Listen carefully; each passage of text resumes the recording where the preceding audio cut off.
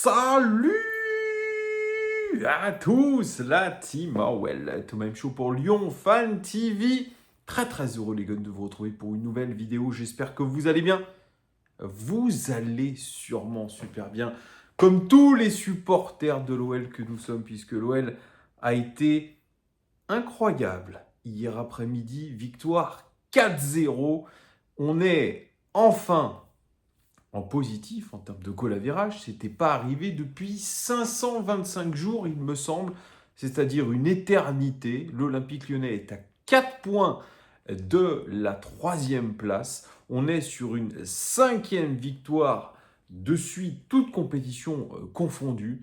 Bref, pour l'instant, tout roule. C'est déjà la fête des Lumières à l'OL, à Lyon. Et on est super content parce que quand on arrive au taf le matin, quand on voit les copains, quand on voit les supporters d'autres clubs, eh bien ils nous disent « Ah bah l'OL, ils ont gagné. Ah bah l'OL, ça va mieux. » Oui, l'OL, ça va mieux et on est tous hyper heureux, vraiment. C'est hyper chouette et je vais vous faire ce débrief à froid, 24 heures après, parce qu'on a fait déjà ce débrief sur la chaîne Lyon Live TV. Vous savez, on fait ces lives tous les soirs, les après-midi de match, avant-match, mi-temps, débrief, tous ensemble. D'ailleurs, vous pouvez aller voir ce débrief qu'on a fait avec toute la team. C'était hyper intéressant. Ça a duré 1h30. Avant toute chose aussi, sachez que jeudi, on fait un Lyon Social Club OL Beşiktaş. Ça se déroule au bar Le Fac Off, arrêt sans souci à Lyon à partir de 20h pour 10 euros. Happy hour tout le long du match et accès surtout au gain, tirage au sort du maillot domicile de l'Olympique Lyonnais. Et il y aura évidemment d'autres surprises. N'hésitez pas à nous rejoindre, c'est toujours des ambiances de feu. Comme je vous disais, les amis, franchement, on s'est régalé hier après-midi. 4-0 contre une faible équipe du Havre, c'est vrai. Une équipe du Havre qui a été incroyablement faible, mais malgré tout, on a été un petit peu en difficulté. La seule fois où on était peut-être en difficulté, c'est sur ce début de seconde mi-temps, et Pierre Sage le dit très bien dans son interview d'après-match, on les a laissés croire. On les a laissés dans le match. On menait 1-0 et ils ont repris confiance parce que forcément Didier Digard, je pense, a dû remobiliser ses troupes. Donc on a eu quelques petites turbulences quand même en début de seconde mi-temps, mais fort heureusement, on a inscrit ce deuxième but avec un contre magnifique. Et ça, c'est à mettre au crédit aussi de Pierre Sage, de Malik Fofana aussi, parce que une grande partie de cette victoire doit aussi lui revenir, parce que Malik Fofana a été l'un des hommes forts, encore une fois, de cette équipe lyonnaise. Ce contre magnifique, ce but magnifique qui permet à l'Olympique lyonnais de se mettre à l'abri et surtout de se dire à 2-0, c'est pas fini. Et le coach, Pierre Sage, a été très clair, notamment avec les rentrants, à savoir, les gars, vous finissez le job. Si on peut en mettre 4, si on peut en mettre 5, si on peut en mettre 6, on le fait. Et ça, c'est ce que j'aime dans cet Olympique Lyonnais-là, dans cet Olympique Lyonnais qui est en train de se régénérer. Parce que, c'est vrai, moi le premier, j'étais très inquiet sur ce qu'il se passait au club en début de saison. On a vécu un petit peu des matchs compliqués, un début de saison où on avait beaucoup de mal à gagner, à enchaîner les performances. On avait des joueurs aussi qui étaient peut-être en dessous de leur niveau. On avait une concurrence qui avait du mal à se mettre en place avec un groupe pléthorique, avec des remplaçants qui boudent, etc. Là, on est en train, je pense, du côté de Pierre Sage, de trouver un équilibre. On a mis de côté les éléments perturbateurs, à savoir Zaha, Orban, qui sont hors groupe désormais.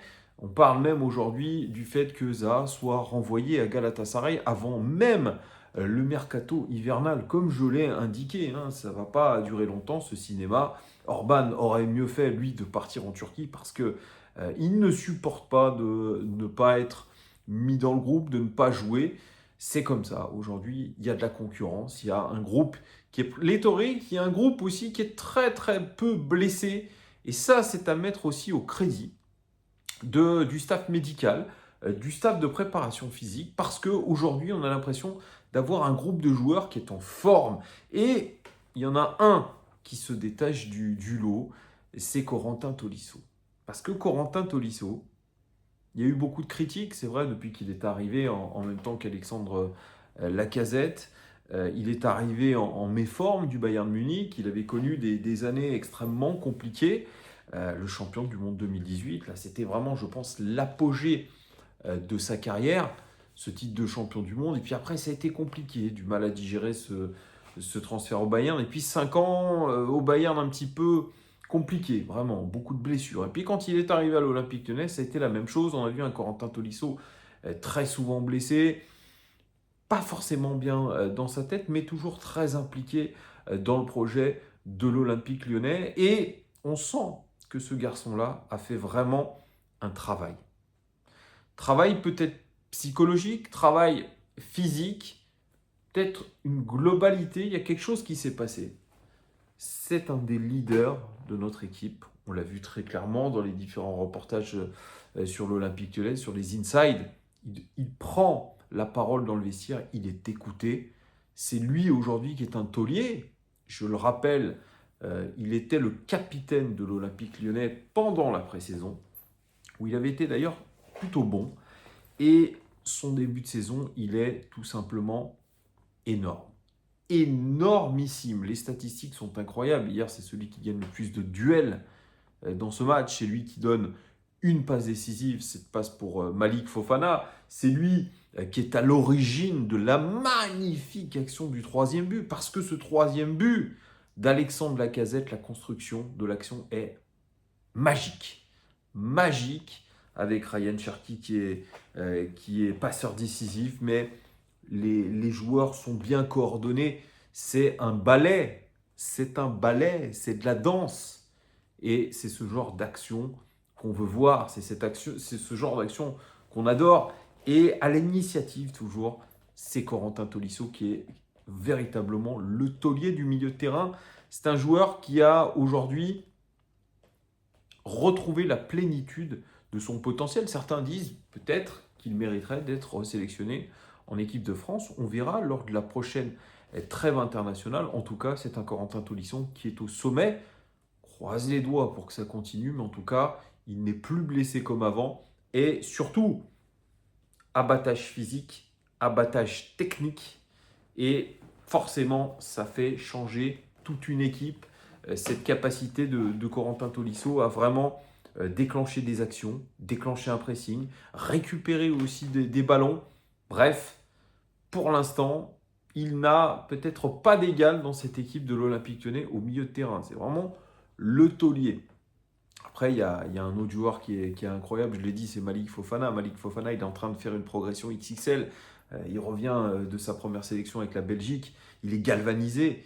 Et c'est un joueur qui prend la profondeur, c'est un joueur qui dribble bien, qui crée de l'incertitude. C'est un joueur intelligent, c'est un joueur d'équipe. C'est un joueur qui, finalement, on l'a remarqué déjà la saison dernière, est capable de marquer. Est capable de garder ce calme quand il arrive dans la danger zone, dans cette zone des 6 mètres, où il va faire le geste juste. Il est là au bon endroit, au bon moment, et quand il est face au but, il est intelligent et il convertit ses occasions. Et ça, franchement, c'est très très fort parce que c'est un très jeune joueur et il a déjà la tête sur les épaules et sa personnalité, son caractère font que c'est un joueur qui va vraiment grandir, qui va maturer. Et c'est vrai, on peut se poser la véritable question de se dire, est-ce qu'il va rester à l'Olympique Lyonnais même cet hiver? C'est une vraie question. C'est un joueur qui probablement va être transféré pour 30, 40, 50 millions dans un club anglais. Je l'imagine en tout cas comme ça. Sa marge de progression est énorme et déjà il fait le taf. On a aussi Ryan Cherki qui lui aussi brille depuis le début de la saison. Il semble lui aussi être métamorphosé, être constant, consistant dans ce qu'il fait. Il est intéressant dans sa technique, c'est sûr. C'est un joueur qui est au-dessus en termes de technique. On sent que ces gris-gris qu'il faisait avant. Hier, il nous a régalé avec coup du foulard, double contact, etc. Mais on a l'impression que cette saison, ces gestes techniques, ils ne sont pas superflus. On a un Ryan Cherki aussi qui est décisif. Ce centre pour Alexandre Lacazette. Pour le premier but d'Alexandre Lacazette cette saison, il faut le dire aussi, lui débloque son compteur but en championnat. Et je pense que ça a dû le libérer. Et en plus, c'est son pote Ryan Cherki qui lui donne le ballon de but. Il s'était plus ou moins dit ça avant le match. Lacazette l'a dit en disant, voilà, Ryan m'a dit, je vais te faire marquer ton premier but de la saison. Ça a été le cas. C'est prémonitoire, c'est une sorte de prévisualisation de ce que les joueurs veulent faire sur le terrain. C'est absolument génial en termes de préparation mentale. Ça, c'est chouette aussi. Ils arrivent à se projeter, nos joueurs. C'est un petit peu le cas aussi avec Niakate qui dit, tiens, Fofana, il mange du saumon, et dès qu'il mange du saumon, il marque. Mais au-delà du côté superstitieux, c'est je prévisualise déjà ce que je vais faire. Comment je vais me retrouver dans des situations, dans des attaques placées, dans des contres. Tout ça, ils imaginent. Et ça, c'est très fort. Ça, c'est le vrai travail du sportif. C'est comme le pilote de Formule 1 qui va, avant sa course, visualiser les moindres épingles d'un circuit. Et ça, c'est fort. Et on a des joueurs qui sont capables de faire ça. On a une vraie équipe, on a un vrai bloc équipe. Bon, je parle de certains joueurs, je peux parler aussi de Lucas Perry. Lucas Perry, lui aussi, fait partie intégrante de notre jeu. C'est un gardien qui ne fait pas fonction que de gardien. Arrêter les buts, faire des parades. Non, c'est un gardien qui est proactif. C'est un gardien qui participe au jeu. C'est un gardien qui l'a montré sur le 4e but de l'Olympique Lyonnais, cette relance, ce bras roulé extraordinaire pour, je crois d'ailleurs, il me semble que c'est Mikotadze, non, c'est Saïd Benrahma qui contrôle le ballon magnifiquement de la poitrine et qui enchaîne ensuite avec Mikotadze. Mais il y a cette satisfaction-là. Il y a la satisfaction aussi à Abner. Vinicius, lui aussi galvanisé par une place de titulaire avec l'équipe du Brésil, qui, je dirais, débloque ce match avec sa prise d'initiative, cette frappe, cette reprise en première intention à l'entrée de la surface de réparation, elle débloque tout. Donc on a ces joueurs-là, je peux parler d'Ensley Maitland-Niles, je peux parler de tout le monde. Tout le monde a mis sa pierre à l'édifice hier. Les remplaçants ont joué un magnifique rôle. Saïd Benrahma, qui est galvanisé lui aussi par une trêve internationale très réussie et un banger absolu qu'il a marqué avec l'Algérie. Et ce but qu'il met, avec l'action telle qu'elle est construite, avec Mikotadze, qui lui aussi est en difficulté en ce moment, mais moi je suis plutôt positif. Il n'a pas marqué encore avec l'Olympique Lyonnais, mais son attitude, sa justesse technique, sa détermination aussi, et ce jeu d'équipe, parce que quand il fait marquer son pote Benrahma, il y a de la joie. Et on l'a vu, ces remplaçants, ils apportent ce qu'ils n'avaient peut-être pas forcément apporté en début de saison. Et on sent que ceux qui rentrent, ils sont dans l'équipe, ils sont ensemble. Et ça fait toute la diff. Quand Pierre Sage dit « j'ai fait rentrer Omari pour 10 minutes », il est devenu un joueur de notre équipe. C'est une manière de lui dire « tu n'as pas joué une seule minute depuis le début de la saison, mais ces 10 minutes que tu vas jouer là, elles vont te récompenser et te dire « tiens, tu fais partie des nôtres, on peut compter sur toi ». Et ça fait partie, je dirais, de toute la stratégie de préparation mentale de Pierre Sage et de son staff. Et c'est très fort. C'est très très fort ce qu'il fait, Pierre Sage. Oui, c'est que le Havre, vous avez peut-être raison.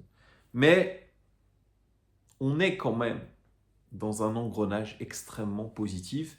5 victoires, toutes compétitions confondues. C'est la 2e meilleure série en Europe actuellement.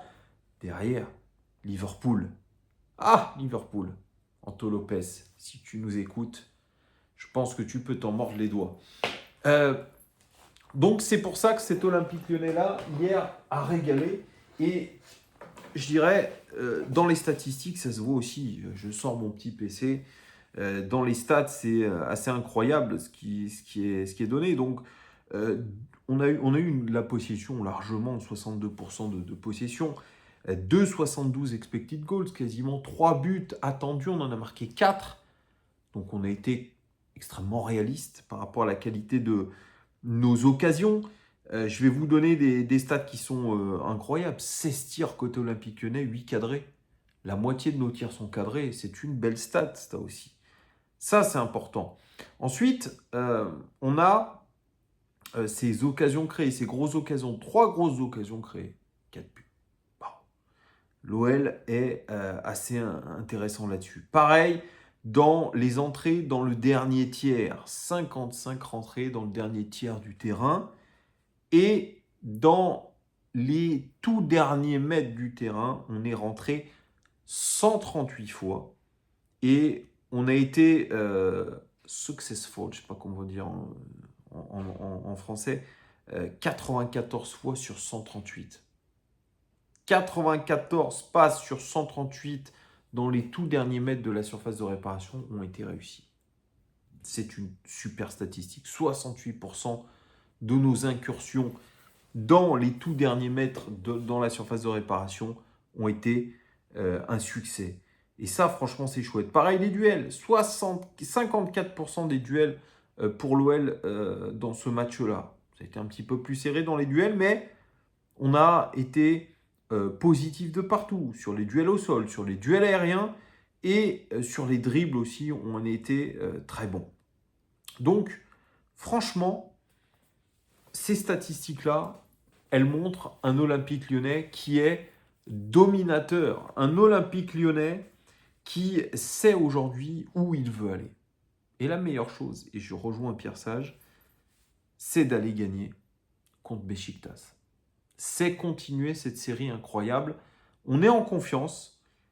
J'écoute aussi Alexandre Lacazette qui nous dit « Attention, restons un petit peu plus calmes, soyons mesurés dans tout ça. C'est bien, mais ne nous enflammons pas. » Raymond Domenech, qui parlait hier sur l'équipe du soir, dit « Bon, c'est très bien. On a gagné 4-0 face au Havre. Il n'y a personne en face.